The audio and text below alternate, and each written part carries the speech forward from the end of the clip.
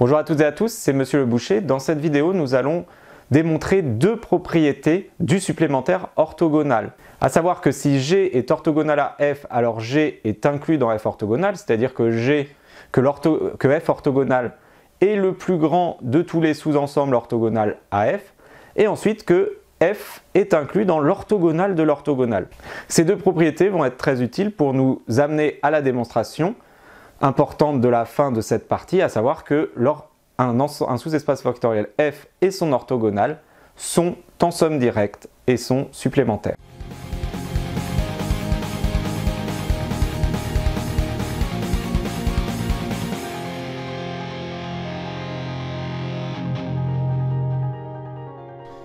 On va alors démontrer cette propriété qui donne des inclusions. Alors là, le premier point donne tout simplement le fait que si G est orthogonal à F, alors G est inclus dans F orthogonal, c'est-à-dire que l'orthogonal de F, finalement, c'est le plus grand des sous-espaces vectoriels orthogonal à F.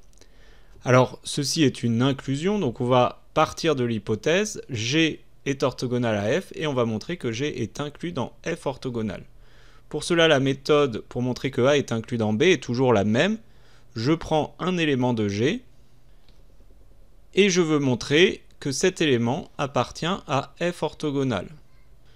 Donc je mets ceci au brouillon.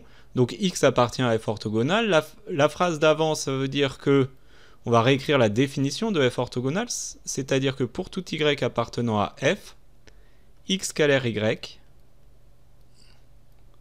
égale 0. Donc on voit que pour montrer que X appartient à F orthogonal, il va nous falloir un autre élément, Y. Donc soit Y appartenant à F. On calcule alors X scalaire Y. Et comme X appartient à G, Y appartient à F et que G est orthogonal avec F, X scalaire Y égale 0, car F est orthogonal avec G. Donc X appartient à F orthogonal. On a l'impression qu'on a été très vite, et pourtant, on a bien montré que pour tout élément de G et tout élément de F, X scalaire Y est égal à 0, ce qui est la définition même que X appartient à F orthogonal. Donc, G est bien inclus dans F orthogonal.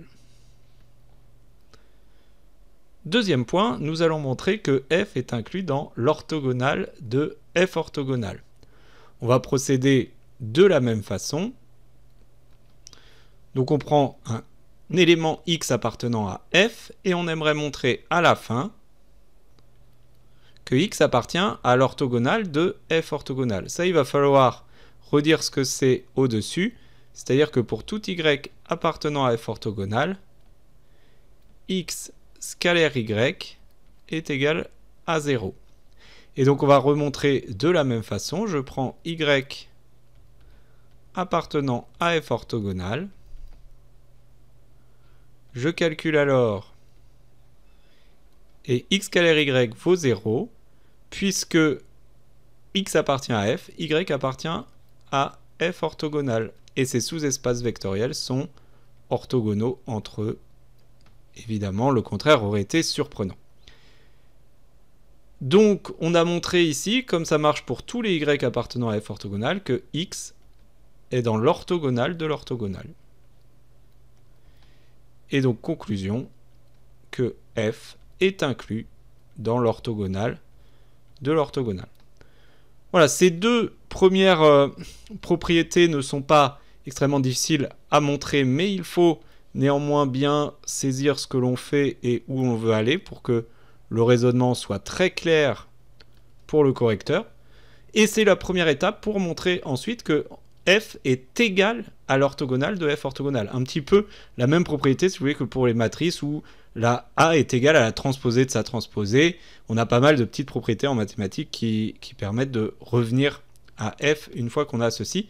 Et donc ça marche pour l'orthogonal, mais on verra que c'est plus difficile dans le cas, pour l'inclusion inverse. Ce sera l'objet d'une autre vidéo.